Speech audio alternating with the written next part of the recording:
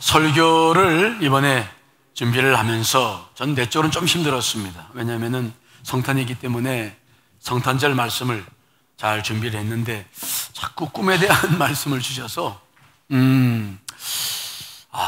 이 꿈에 대한 것, 그러니까 예수님께서 이 땅에 태어날 때부터 인도에 가시는 모든 과정이 꿈으로 모든 것을 인도하시는데 자꾸 그 꿈에 대한 마음을 자꾸 주셔서 저는 좀 사실은 좀 주제에 맞지 않아서 좀 거부했고 마음은 자꾸 그렇고, 그래서 씨름하다가 꿈으로 인도하신 꿈에 대한 설교를 오늘 준비했어요. 분명히 꿈에 대한 설교를 준비하게 하신 데에는 나름대로 이유가 있으라 생각이 들어요. 하지만 저는 오늘 성탄의 절을 앞두고 있어서 좀 마음이 좀 복잡했습니다만은 성령님께서 주시는 마음대로 그냥 꿈에 대한 설교를 하는데, 여러분들 안에 오늘 설교를 통해서 꿈에 대한 새로운 소망을 함께 가지시기를 간절히 축원합니다. 여러분, 잠을 잘 때 꿈을 꾸십니까? 안 꾸십니까? 잘 꿔요? 안 꿔요? 못 꿔요? 저는 사람은 꿈은 다 꾼다고 그러죠. 근데 기억이 안 된다고 그러는데 저는 꿈을 꾸긴 꿀 텐데 많이 기억을 못 해요. 왜냐하면 하나 둘 셋 하면 그냥 바로 잠들거든요. 기도하고 주님 잡니다. 그리고 하나 둘 셋 하면 그냥 자요.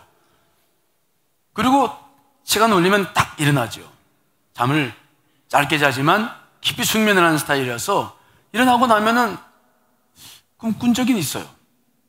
또 생생하게 기억되는 영적인 꿈도 있습니다만은 잡다한 소위 말하는 개꿈은 많이 기억이 나지 않습니다. 그런데 인류는 창조 때부터 꿈을 꿔왔죠. 또 성경을 읽어보면 하나님께서도 오랫동안 꿈을 통해서 사람들과 의사소통을 하고 계십니다. 그래서 신구약 꿈에 대한 말씀을 읽어보면 150여 가지가 넘어요. 그러니까 꿈에 대해서 우리가 소중한 생각을 갖지 않을 수가 없는 거죠. 특별히 오늘 성탄절에 관계되어져서 말씀을 쭉 묵상해도 계속해서 꿈 이야기가 나와요. 먼저 마태복음 1장 20절에 보면은 요셉의 꿈에 주의 사자가 현몽해서 다윗의 쓴 요셉아, 내 아내 마리아 데려오기를 무서워하지 말라. 그에게 잉태된 자는 성령으로 된 것이니라 라고 말씀하시면서 요셉이 모든 마음의 짐을 벗고 마리아를 데려오죠. 또 하나님께서는 동방 박사들에게도 꿈에 나타나서 헤롯에게 가지 말 것을 지시하시죠. 그리고 헤롯이 이제 예수님을 죽이고자 하니까 오늘 또 꿈에 나타나셔서 요셉에게 말씀하시죠. 자, 오늘 본문 13절로 15절 읽어보겠습니다. 시작. 그들이 떠난 후에 주의 사자가 요셉에게 현몽하여 이르되 헤롯이 아기를 찾아 죽이려 하니 일어나 아기와 그의 어머니를 데리고 애굽으로 피하여 내가 네게 이르기까지 거기 있으라 하시니 요셉이 일어나서 밤에 아기와 그의 어머니를 데리고 애굽으로 떠나가 헤롯이 죽기까지 거기 있었으니 이는 주께서 선지자를 통하여 말씀하신 바 애굽으로부터 내 아들을 불렀다 함을 이루려 하심이라. 아멘. 예수님께서 이 땅에 태어나셔서 성장하실 때까지 하나님은 꿈으로 계속해서 인도해 가시죠. 오늘 요셉에게도 나타나셔서 헤롯이 죽을 때까지 내가 다시 너를 부를 때까지 애굽으로 떠나라. 일어나 아기와 그의 어머니를 데리고 이스라엘 땅으로 가라. 아기의 목숨을 찾는 자들이 죽었느니라. 그래서 다시 또 예수님이 이제 갈릴리까지 오셔서 정착하게 되고 나사렛에서 정착하는 이런 과정까지도 다 꿈의 이야기로 다 기록되고 있어요. 그래서 성탄절의 말씀을 묵상하다 보니까 자꾸 꿈에 대한 말씀을 주셔서 오늘 꿈에 대한 이야기를 하는 거예요. 그러니까 성경을 보면은 결과적으로 꿈은 하나님께서 우리에게 말씀하시는 다양한 방법 가운데 하나라는 것을 우리가 인정하지 않을 수 없죠. 자, 히브리서 1장 1절로 2절의 말씀 읽어보겠습니다. 시작. 옛적에 선지자들을 통하여 여러 부분과 여러 모양으로 우리 조상들에게 말씀하신 하나님이 이 모든 날 마지막에는 아들을 통하여 우리에게 말씀하셨으니. 아멘. 하나님은 여러 가지 방법으로 우리에게 말씀을 하시죠. 자기 백성들에게. 그런데 그 중에 다양한 방법 가운데 하나가 꿈이다. 근데 왜 교회에서는 꿈의 이야기를 많이 하지 않을까? 저도 저희 교회에서 지금 목회 16년 차, 17년 차 들어가는데 꿈에 대한 설교를 처음 하는 것 같아요. 왜 그러면 목사님 꿈이 이렇게 중요한데 꿈에 대한 설교를 안 합니까? 꿈에 대한 것을 공부해 보는 것은 굉장히 복잡합니다. 융부터 시작해서 프로이트, 융부터 시작해서 굉장히 전문적인 공부를 해야 될 부분인데 참 어려운 부분이더라고요, 해보니까. 그런데 제가 꿈의 이야기를 많이 하지 않는 이유는 신디 제이콥스가 말하는 것과 비슷해요. 그는 그렇게 말을 합니다. 모든 교회에서 일반적으로 꿈을 경계해왔다. 그러나 꿈을 무시하게 되면 오늘날 하나님의 음성이 그분의 백성들에게 말씀하시고자 하는 모든 성경적인 방법 중 한 가지를 완전히 끊어버리는 것이 된다.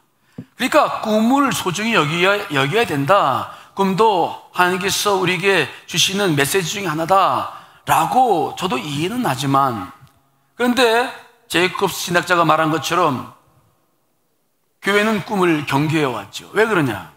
꿈을 가지고 자기의 의견을 잘못 표시하고 교회를 어렵게 하는 사람들이 많기 때문에 그래요. 저도 목회를 하면서 그런 일을 많이 경험했어요.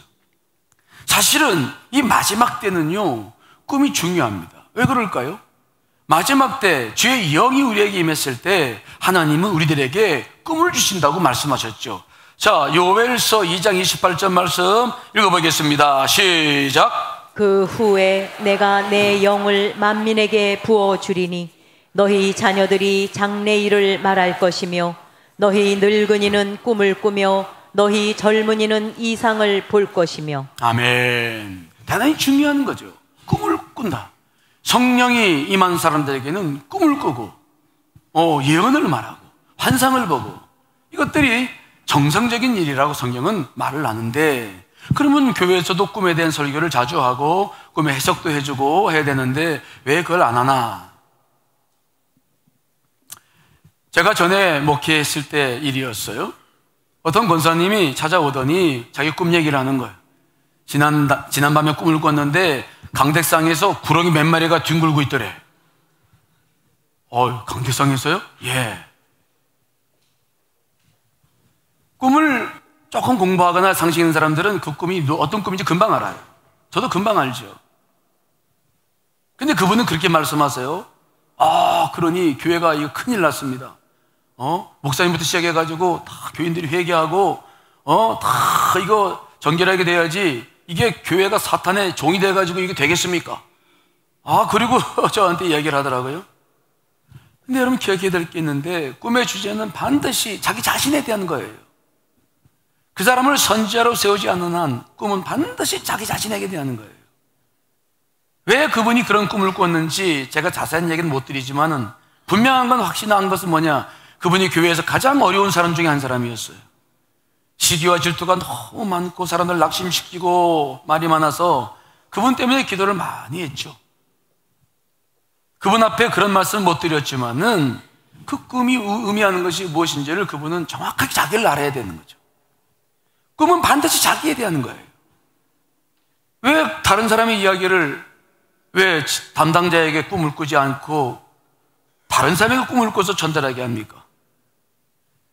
본인 스스로가 그 꿈을 꾸면서 깊이 회개할 것이 많은데 사실은 그렇게 하지 않은 분들이 많아요. 저는 우리 교회 와서 목회할 때도 그런 분들 여럿이 저한테 와가지고는 꿈을 꿨는데 자기 선교사로 나가야 된대. 선교사요? 왜 어디로 나가시려고? 하나님께서 자기가 나갈 때를 딱 지정해 주시고 다 다 말씀해 주셨다고 나가야 된대. 근데 객관적으로 보면 그분은 너무 빚이 많고요. 애들도 지금 어떻게 사는지를 모르는 입장인데 선교사로 나간다는 게 말이 됩니까? 그래서 제가 아니 권사님 지금 가정 형편이 이렇고 이게 지금 아니 지금 50이 지금 넘어가지고 선교사님으로 부르신다. 그러니까 하나님께서 부르신다고 하니까 내가 뭐 드릴 말씀은 없지만은 객관적으로 보면은 지금 그럴 처지는 아닌데 그러면 빚은 다 어떻게 할 겁니까?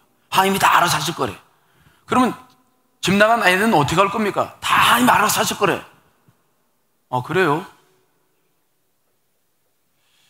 그래서 제가 꿈에 대한 이야기를 했죠. 꿈은 이런 부분들이 있는데 당신이 이런 부분들을 권사님이 좀 받아들여야 됩니다. 했더니 목사님이 그렇게 말씀하시면 안 된다고. 하나님께서 하나님이 종으로 부르시는데 목사님이 왜 반대하십니까? 그런 분들 참 제가 우리 교회에서 여러 번 만났는데 이분도 참 힘들었어요. 결국 교회 나가서 지금 굉장히 어려운 삶을 살고 계시죠. 아니 그게 꿈이라는 것이 그게 해석이라는 게 그게 쉽게 그렇게 될 일이 아닌데 이런 일들이 교회에서 자꾸 일어나니까 꿈에 대한 이야기를 하기가 참 어려운 거예요. 마치 하나님의 음성을 잘못 듣고는 와가지고는 하나님의 음성 들었다고 하는 사람과 똑같은 일이죠. 이런 일들이 영적으로 자꾸 혼동되는 일들이 많으니까 사실은 꿈에 대한 이야기들을 누가 꿈꿨다 그러면 무서워. 꿈꿨다 그러면 그래요? 자꾸 쓸데없는 이야기를 와서 하고 그 꿈에 대한 해석을 잘 못하니까 제가 언젠가 이제 글쎄 어떻게 되는지 모르겠지만은 여러분들이 이야기를 좀 들을 수 있을 때 꿈에 대한 설교를 좀 전문적으로 한 7주에 거쳐서 좀 할 생각을 하고 있습니다만은 이 꿈이라고 하는 것이 이게 그렇게 단순한 문제가 아니에요. 꿈을 꾼 사람이 누구냐에 따라 해석에 굉장히 많은 다른 포인트가 있어서 쉬운 일이 아닌 것입니다. 아무튼 그러나 지금 우리는 마지막 세대에 살고 있기 때문에 꿈이 중요하다는 것은 분명히 알아요. 그러므로 우리는 꿈이 분명히 하나님께서 다양하게 말씀하신 방법 가운데 하나인 것만은 분명한데 그래서 꿈에 대해서 분명히 소중하게 생각하고 이걸 다뤄야 될 얘기는 하겠는데 문제는 꿈에 대해서 많은 오해들이 있어 왔기 때문에 꿈에 대한 설교를 하기가 굉장히 어려워요. 그래서 오늘은 마태복음에 한해서 관계된 그에 대해서 오늘 특별히 꿈에 대해서 말씀을 하시는 이유가 있으리라 생각을 하고 중요한 몇 가지만 포인트만 짚고 아기 예수를 통해서 새로운 꿈을 우리가 꾸는 그러한 소망의 시간이 되었으면 좋겠다는 생각을 해봅니다. 먼저 오늘 마태복음에 나오는 꿈의 이야기, 신구약 전체에 펼쳐지는 꿈도 비슷합니다만은 그러나 여기에 한정되어서 본다면 꿈은 언제 하나님께서 꾸게 하실까? 언제 우리에게 나타나실까? 꿈은 특성이 있는데 절박할 때 하나님은 영적인 꿈을 꾸게 하신다는 겁니다. 이해되시나요? 언제 꾸게 하신다고요? 절박할 때. 오늘 요셉을 보십시오. 요셉이 언제 꿈을 꿉니까? 마리아가 임신을 했어. 마리아가. 그러니 요셉이 얼마나 고민하겠습니까? 그 어려운 사람이라 가만히 꿈꾸자 하면서 속 병이 날 정도로 먹지 못하고 고민하는 시간을 보냈을 때 하나님께서는 현몽하셔서 그에게 말씀하시죠. 다윗의 자손 요셉아, 내 아내 마리아 데려오기를 무서워하지 말라. 그에게 잉태된 자는 성령으로 된 것이라 라고 말씀하셨어요. 요셉은 그대로 순종을 했습니다. 또 언제 마태복음에 보니까 꿈을 꿉니까? 헤롯 왕이 이제 동방 박사들이 기다렸는데 동방 박사들이 오지 않아요.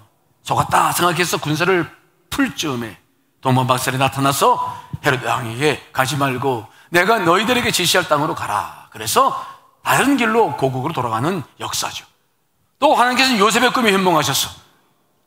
헤롯이 아기를 찾아 죽이려 하니 일어나 아기와 그의 어머니를 데리고 애굽으로 피하여 내가 내게 이르기까지 거기서 있으라.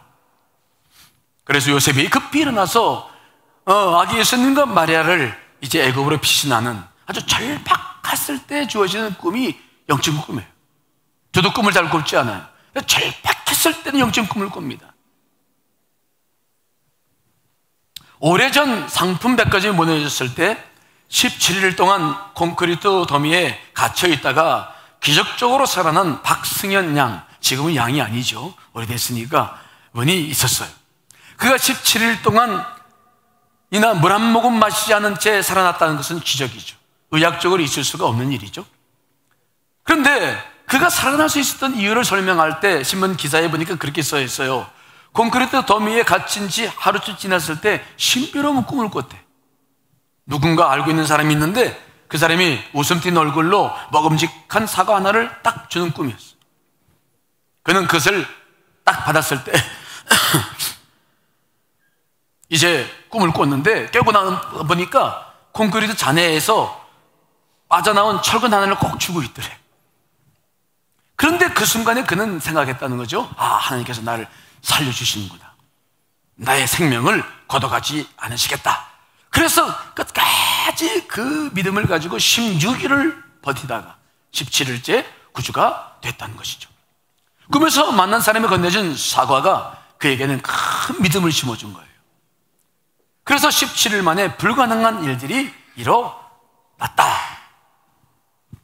이렇게 박승현 양처럼 또는 요셉처럼 급박했을 때 꾸는 꿈, 아주 결정적이고 신비로운 순간에 꾸는 꿈, 이것을 심리학에서도 정신분석학에서도 이미 이런 꿈들을 뭐라고 밝혀놓고 있냐면 원초적 꿈이다, 원현적 꿈이다 라고 그들도 이야기를 하고 있어요. 왜 꾸는지는 모르지만 그럴 때마다 이런 원초적인 꿈을 꿔서 생의 결정적 전환점을 만든다. 현대 심리학에서도 이것을 인정하고 있죠. 즉 우리가 꿈을 꿀 때 절박했을 때에는 죽느냐 사느냐라는 문제가 있을 때에는 하나님께서 꿈을 통해서 우리들에게 자기의 뜻을 계시해 주신다는 것입니다. 우리 안에 있는 깊이 있는 생명의 그 틈을 붙잡고 일어설 수 있는 기회를 주시는 것이죠. 우리는 솔로몬을 잘 압니다. 그는 20세 미만 어린 나이에 왕이 되었죠. 때문에 그는 왕권을 견고히 하기 위해서 여러 가지 일을 했지만 부족했어요. 그래서 그는 기브온 산당에 찾아와서 1000번제를 드리게 됩니다. 자신의 힘만으로는 나라를 다스릴 수 없었기 때문에 1000번제를 지극정성으로 드리고 난 다음에 간절한 마음이 있었을 때 이제 하나님께서 솔로몬에게 나타나셨죠. 그에게 말씀하십니다. 내가 내게 무엇을 줄고 너는 구하라. 그래서 솔로몬은 종은 작은 아이라 어떻게 처신해야 할 줄을 모르니 종에게 듣는 마음을 주셔서 백성들을 잘 재판할 수 있도록 잘 선악을 분별할 수 있도록 도와주십시오. 하나님은 솔로몬이 너무 기뻤죠. 왜? 부와 장수와 원수들을 칠 것을 구하지 아니하고 분별할 수 있는 지혜를 구하니 얼마나 좋으셨습니까? 그래서 하나님께서는 그에게 분별하는 지혜를 주시고 그가 구하지 않았던 부와 영광도 주셨어요. 아주 절실하게 기도할 때, 간절할 때 하나님은 꿈으로도 역사하신다는 게 성경적 기록이죠. 또 하나 이 꿈은 어떤 특성이 있냐면 전부 미래에 관계된 것들이 많아요. 미래에 벌어질 일들, 그에 따른 행동 지침들을 많이 알려주는데 쉽게 말하면 예언적 성격이 있습니다. 제가 오늘 드리는 말씀은 선지자들의 꿈에 대한 이야기는 하지 않아요. 제가 나중에 말씀드리겠습니다. 일반 보편적인 이야기인데 그런 이야기를 합니다. 자, 요셉이 제일 처음 꾼 꿈을 보십시오. 요셉의 꿈에 현몽한 주의사자는 요셉에게 아내 마리아 데려오기를 무서워하지 말라고 당부한 후에 아들을 낳으리니 이름을 예수라 하라. 이는 그가 자기 백성을 그들의 죄에서 구원할 자심이라 라고 말씀하셔요. 즉 예수님께서 이 땅에 오셔서 하셔야 할 일이 무엇인지에 대해서 요셉에게 예고해 주시는 것을 보게 됩니다. 그런가 하면 동방박사들에게도 현명하셔서 헤롯에게로 돌아가지 말라라고 지시하시죠. 이 동방박사들은 지시함을 받은 대로 다른 길 따라 고국에 들어갑니다. 또한 오늘 본문에도 나오는 이야기도 요셉에게 박해를 피해 애굽으로 달아나라고 말씀을 하십니다. 이 말씀에 따라 요셉은 아기 예수님과 마리아를 데리고 애굽으로 피신하여 헤롯 왕이 죽을 때까지 애굽에서 살다가 꿈에 헤롯의 죽음에 다시 이스라엘로 돌아오라는 지시를 받고 돌아와서 나사렛에 머무시는 것을 보죠.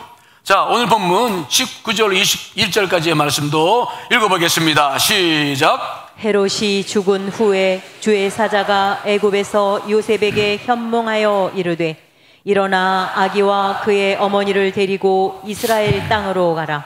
아기의 목숨을 찾던 자들이 죽었느니라 하시니 요셉이 일어나 아기와 그의 어머니를 데리고 이스라엘 땅으로 들어가니라. 아멘. 요셉은 다시 현몽에서 주의 사자가 말한 대로 다 순종해서 이스라엘 땅으로 들어갑니다. 그런데 들어가 보니까 헤롯 왕의 아들 아켈라오가 다시 헤롯을 이어서 유대인의 왕이 되어 있는 것이죠. 요셉이 두려웠어. 왜? 그의 아버지가 2살 밑에 사내를 다 죽일 만큼 잔인했기 때문에 두려워서 들어가지 못하게 되죠. 그러니까 다시 또 꿈을 통해서 현몽을 통해서 말씀하십니다. 마태복음 2장 22절 23절 말씀 읽어봅니다. 시작.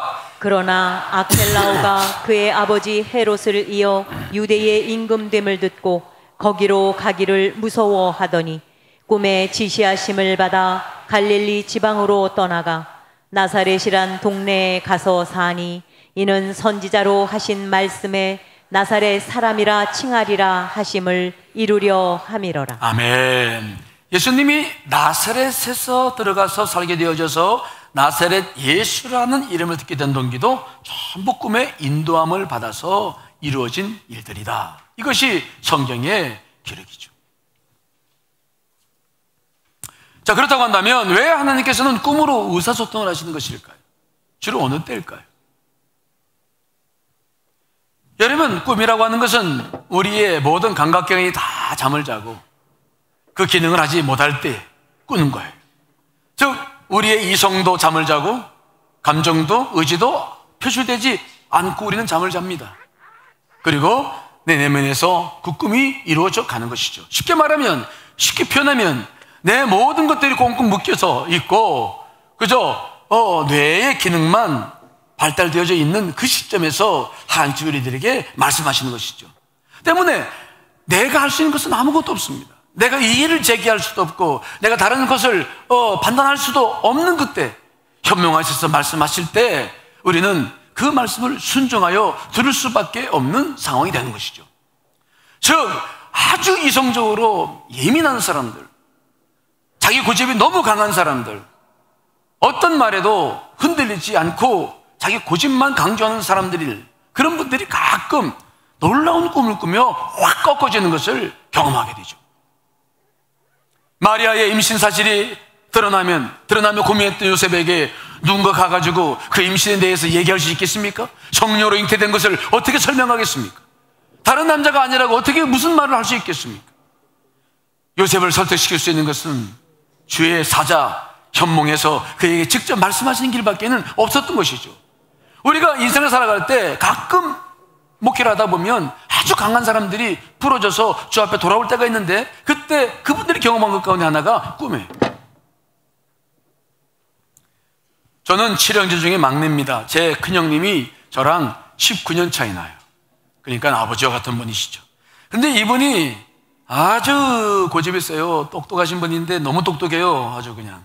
그러셔서 너무 강하시고 자기 주장이 많고, 그래서 그 형님을 만나서 몇 번 예수 그리스도를 증거를 하고 전도를 하고 형제님에게 전도를 해도 이게 통하질 않아요. 아주 저도 그냥 말이 그렇게 쉬운 사람이 아닌데 이런저런 이야기를 다 해도 이런저런 얘기로 다 빠져나가요.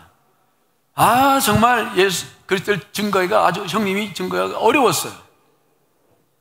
근데 어느 날 전화를 와가지고, 용보야, 나 교회 나간다.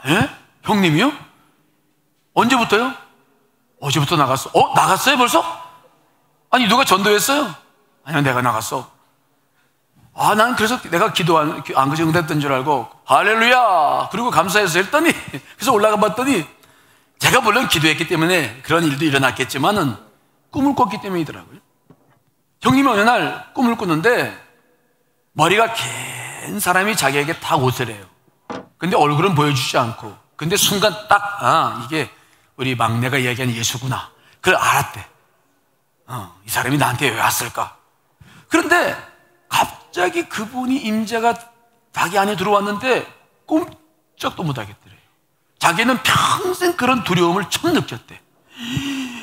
두렵고 떨리고 어찌 해야 될지 모르겠더래. 그래가지고 자기도 모르게 막 과거에 지은 죄가 막 입으로 고백되고 무릎 꿇고 회개하고 막 자기도 모르게 그분 앞에. 그랬더니 그분이 오셔서 자기를 한번 이렇게 안아줬는데 눈물이 났대요.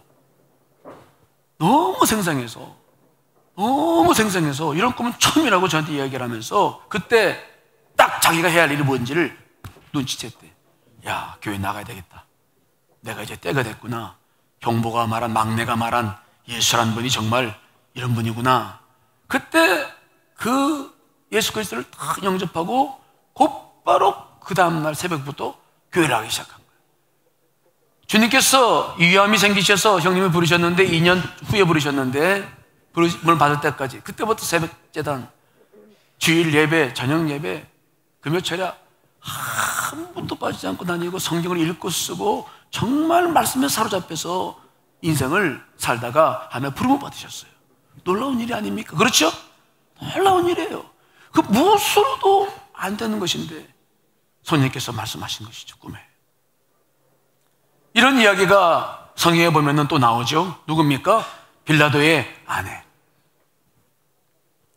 예수님께서 빌라도에게 재판받으셨을 때 빌라도의 아내는 꿈을 꿨어요.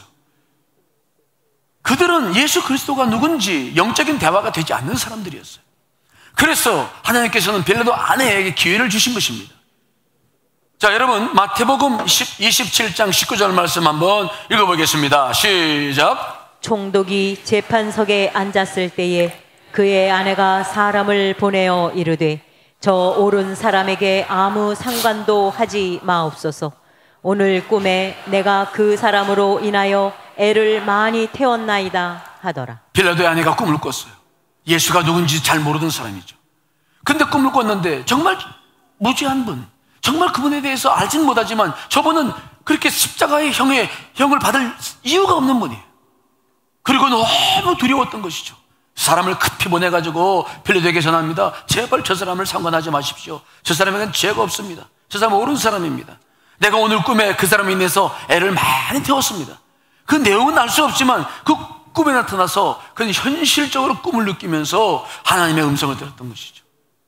하지만 빌라도는 자기의 현실적인 고민, 밀란이 일어날까봐 자기 정독자를 유지하기 위해서 예수 그리스도를 십자가형에 내놓을 수밖에 없었던 안타까운 상황이 마태복음에 기록되어 있죠. 이렇게 꿈은 정말 내 힘으로 할 수 없을 때, 내가 정말 어떤 완고한 고집이 있을 때, 내 뜻을 정말 꺾지 못할 때 저도 가끔 꿈을 꿉니다. 교회 일로 어찌 해야 될지 모르고 여러 가지 고민이 많고 그런 생각과 생각 속에서 계속 있을 때, 내가 내 자신을 주 앞에 언제 드리지 못할 때, 그때 가끔 꿈을 꾸는데 아주 리얼하죠.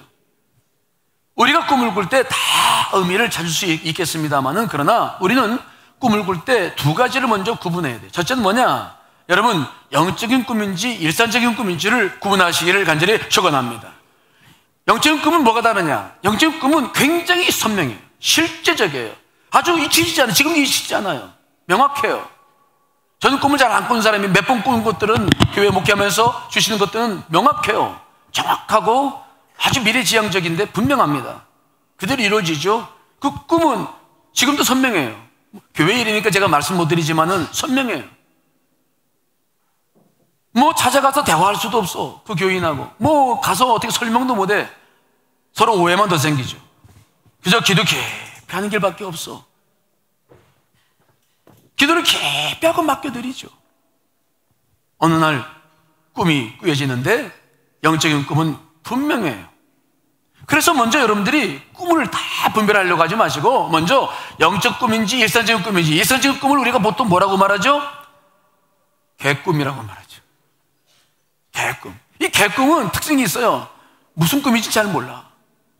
앞뒤가 맞지도 않고 혼란스럽고 무슨 꿈을 꾼지 금방 잊어버리고, 그런데 기억나는 것은 이상한 신기한 것이 기억나는 것뿐이지만 전체적인 맥락에서 보았을 때 그것은 별 의미가 없는 것, 이것을 우리는 개꿈이라고 그래요.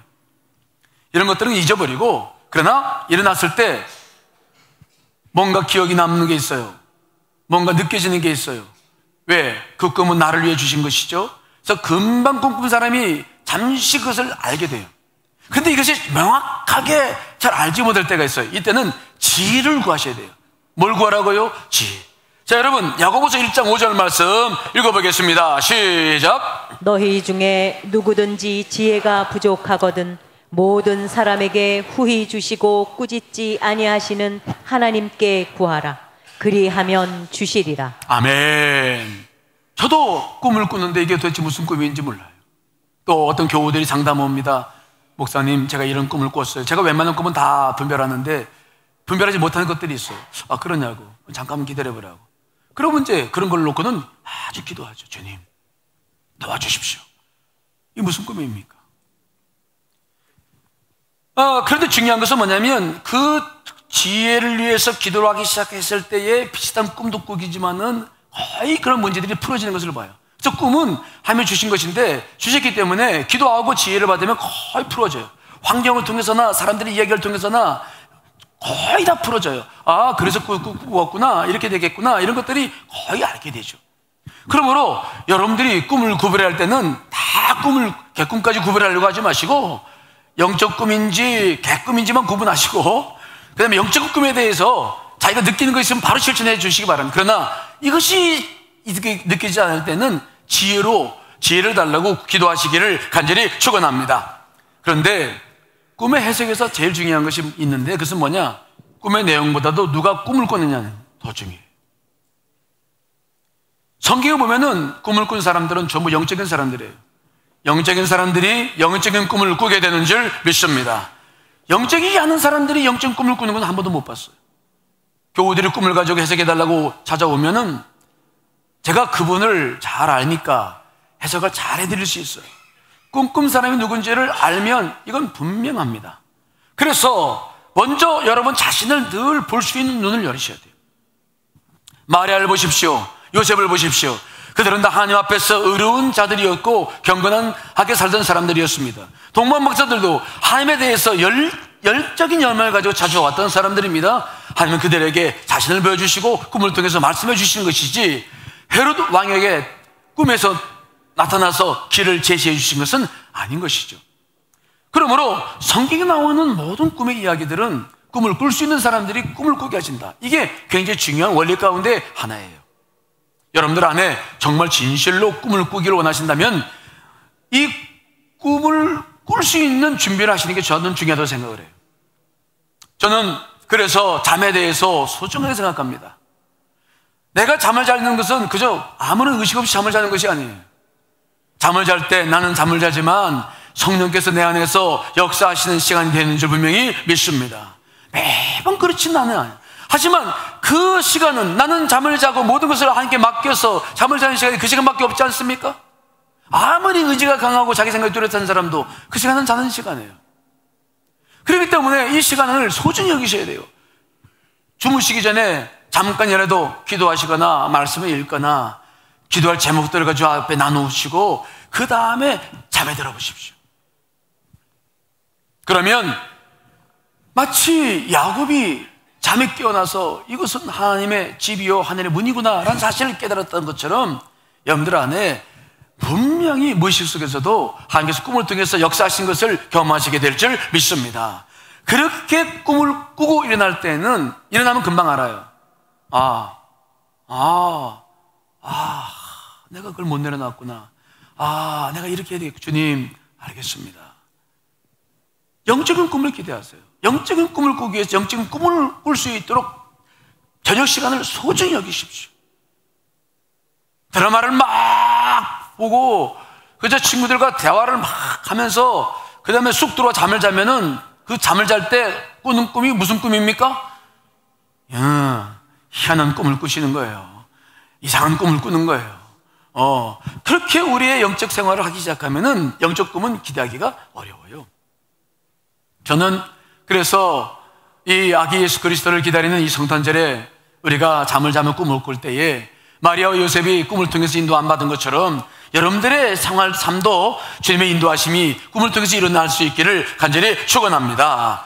우리 하나님은 밤중에도 말씀하신다고 말씀하시죠. 자, 욥기 33장 14절로 17절 말씀 읽어보겠습니다. 시작. 사실은 하나님이 말씀을 하시고 또 하신다고 하더라도 사람이 그 말씀에 주의를 기울이지 못할 뿐입니다.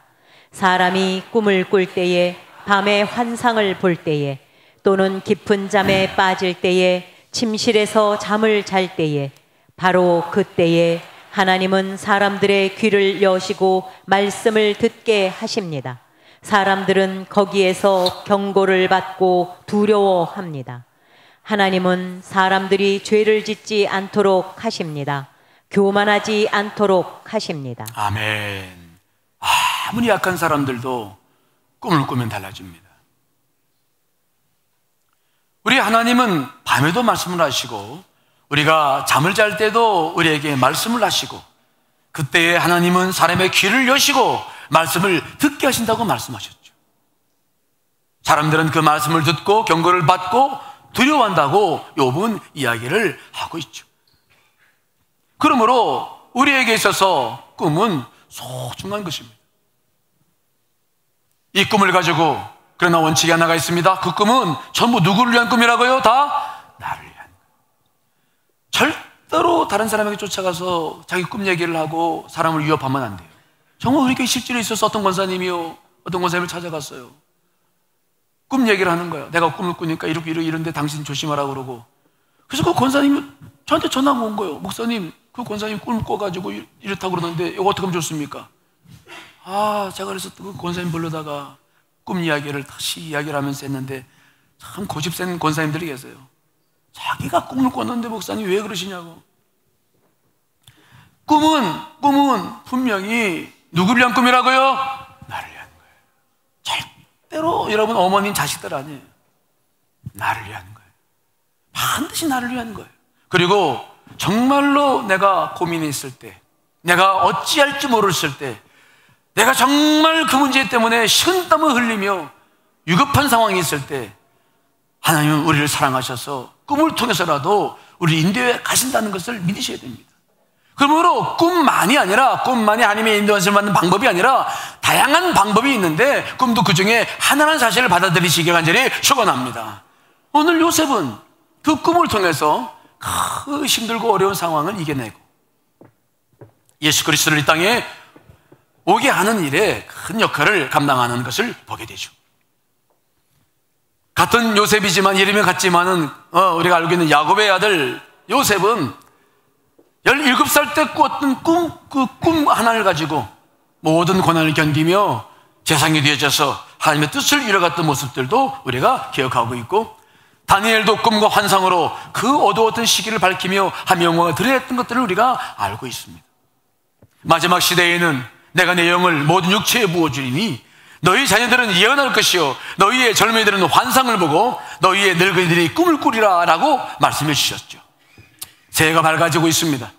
여러분 오늘부터 잠을 주무실 때 여기서 주무시지 마시고 집에서 주무실 때 잘 주무시고 준비해서 주무시고 정말 그 자는 시간에도 주님을 만나시는 여러분 되시기를 간절히 축원합니다.